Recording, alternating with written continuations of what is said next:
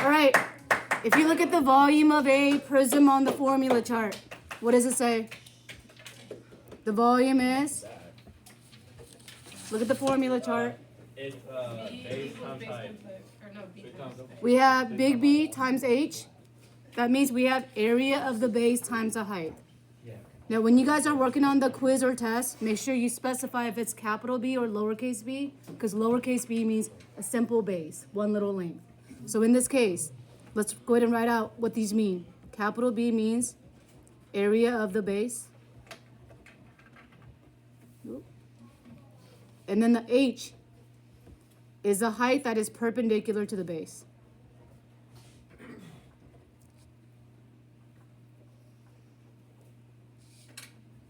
And then let's look at the volume of a rectangular prism. If you look at the volume of a rectangular prism, it's got a specific value. The volume is what times what times what? Length times width times the height. Okay? Now, just for the sake of the word problems, the length, the width, and the height, especially the length and the width, is going to be very specific. Let's draw ourselves a prism.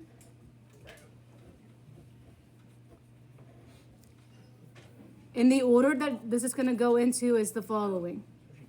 It's going to go in this order. Here's our length, here's our width, here's our height, in that order. So but the bottom line is the width is the depth, how deep something is. Now let's look at the formula chart and find volume of a cube. What does it say? What variable are we using instead of length, width, and height? Edges cubed. Can you also say side cubed? Yeah? I'll take it. If you tell me it's x cubed, I'll take it as well. So looking at the first one, Reese, let's read. Find the volume of this rectangular prism. Okay, volume of the rectangular prism. Knowing what shape is very important so you know what to look for on the formula chart. So our volume is length, width, and height.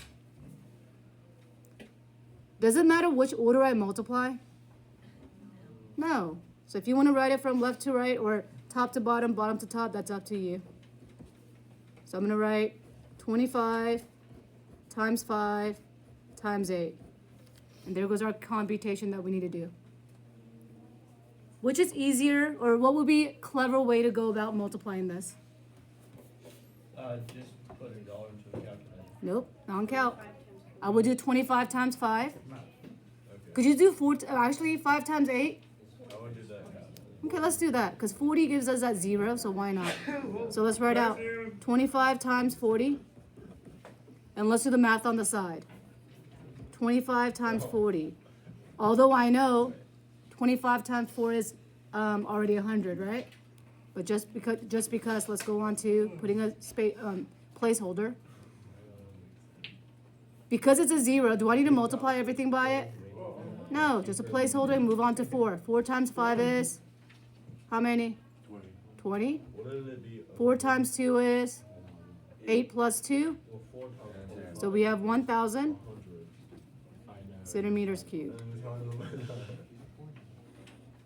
Y'all be good.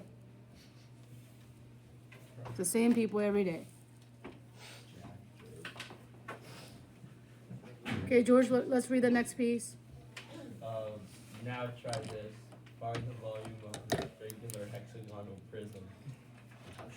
So volume of a regular hexagonal prism. Is there a formula for a regular hexagonal prism? No. No, so then I need to go in general to just a prism. So volume is area of the base times the height. And my focus is going to be the area of the base. Let's highlight the base. Because when naming a prism, the base is what controls it. Because I have a regular hexagon, can I do side square root 3 over 4 and times 6 after? So we have the area is equal to 6 of the equilateral triangle. And the way I'm modeling this is what I'm expecting on your quiz and test. So we have, my side is going to be 8. Reese, are you gonna write with me? Thank you. Okay, let's do our computation. And my focus is gonna be this one right here. What is 8 squared? 64 divided by 4. 16. And then I need to take 16 times 6. So I'm gonna go 16 times 6. So 6 times 6 will give us 36. Is that right? 6 times 1 gives us 6 plus 3 is 9. So just the area of the base is going to be 96 root 3. How tall is the image according to the given? 4. Let's do that math on the side. I'm not showing that part. Do 96 times 4 on the side. You have lots of room.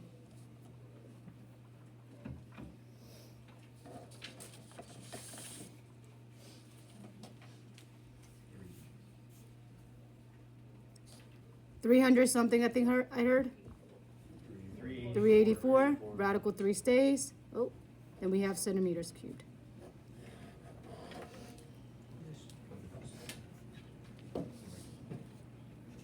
Okay, Annika, let's read number 2. Find the volume of a cube with an edge of 6 centimeters. Okay, so we have a volume of a cube with the edge.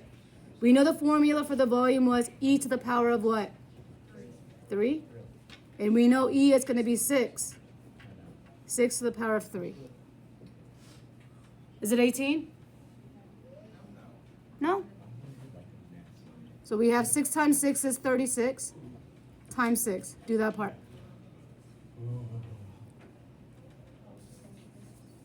It's a lot of elementary multiplying today. Is something in 200? 216, very good. And we have centimeters cubed. Boom.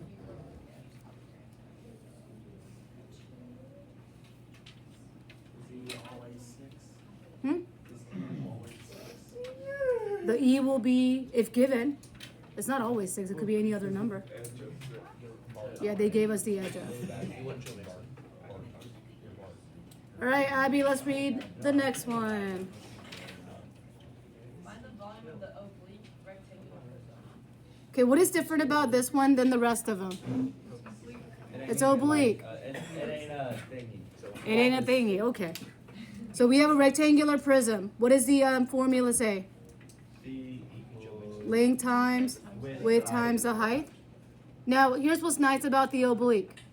As long as I have the length, width, and the height, it doesn't matter how much it leans. Does not matter. So we have volume is equal to 4 times 6 times 8. Go ahead and multiply on the side. Okay, keep going. Now times 4, right? 192. How many? 192. Oh, hey. 192. And we're looking at feet cubed.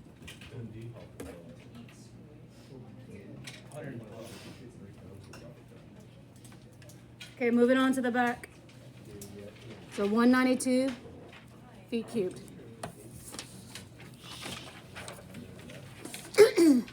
Now let's talk about the area on the back page. We have a difference between surface area, which means the total surface area, versus a lateral area. And what that means is, if I were to have a hexagonal prism or hexagonal prism, these are the bases, right? Bases. The lateral are the rectangles. Are we clear on that? Okay?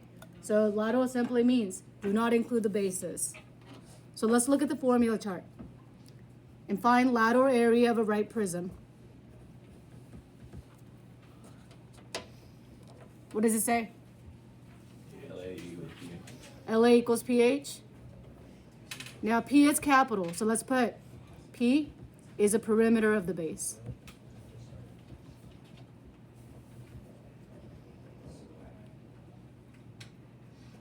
Is someone still playing their game?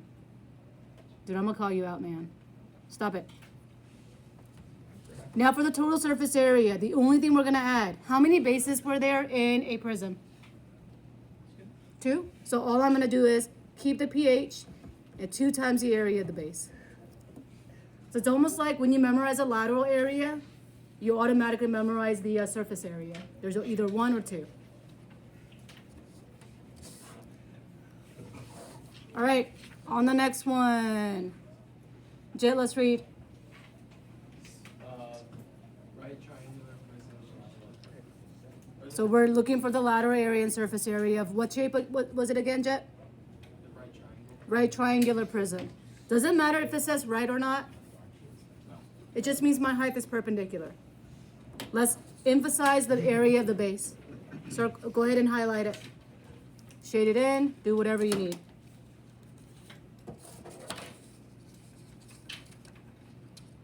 So we have, always start with the formula, perimeter of the base times the height.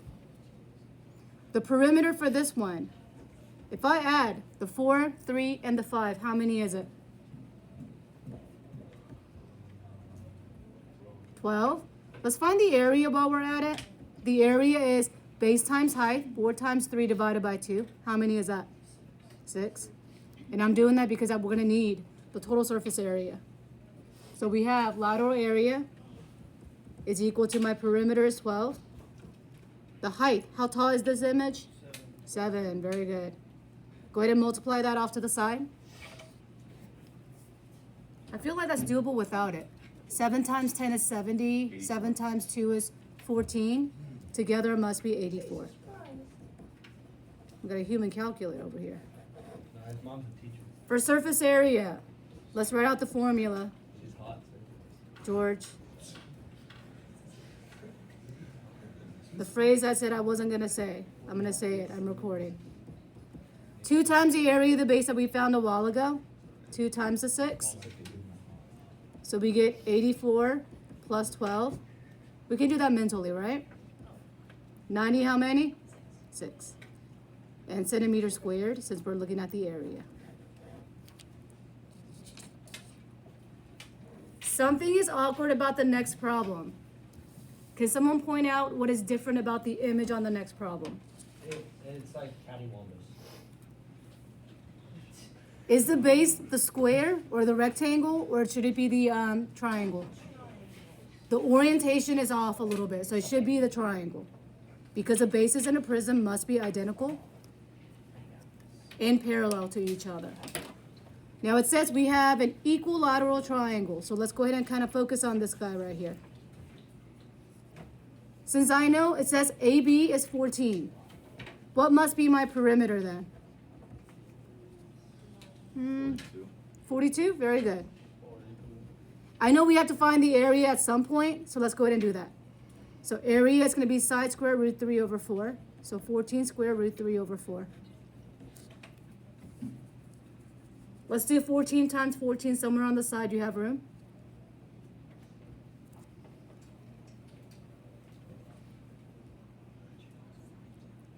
Did anyone get 196? And then let's compute. 196 divided by 4.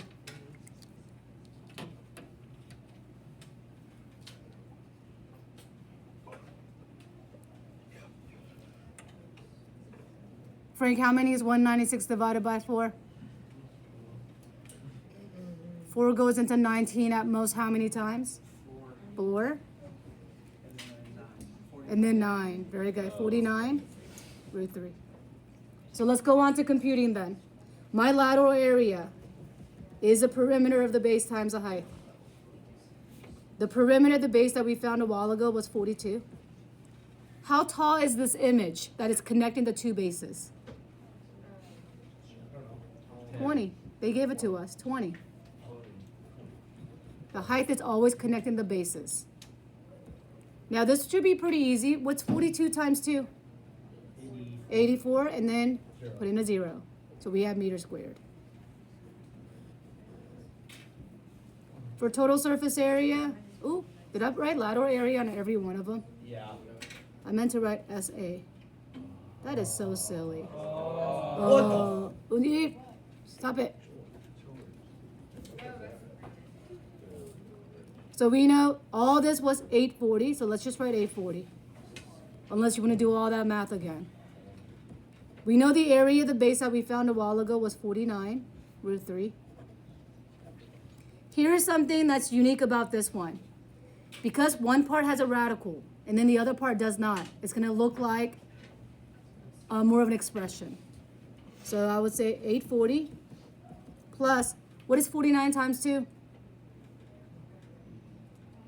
98? Radical 3. And just leave it like that. It's kind of like combining like terms. Radical 3 does not happen on both, so leave it as it is. Meter squared. I should box it.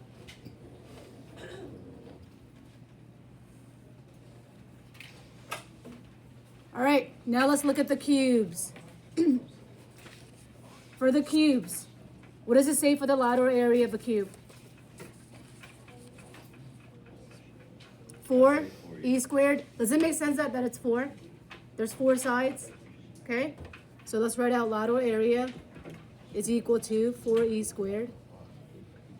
And it says my edge is 9. This is more like a freebie. You don't even have to draw the image.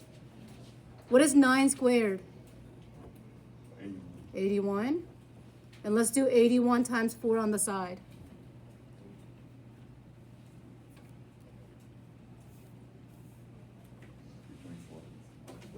324.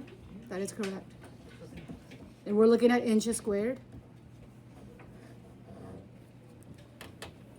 Okay, the surface area I'm going to kind of talk about on the next one. Oh, do we need that one? Nah, I don't feel like doing that one. But I want to kind of demo what's happening here. Okay, eyes on the board. I happen to find like an eraser that looks like a prism. If I were to lean it, is that going to change the sides? But if I lean it, watch here. What shape am I making? A rhombus, kite. Parallelogram. So really in the end, you're adding 2 of the opposite bases. Hey, I'm not done. 2 of the opposite bases, which is rectangle. 2 of the other opposite. But when I slant it, we get 2 parallelogram. That's all I want you to kind of understand for this problem. Good? Whoa.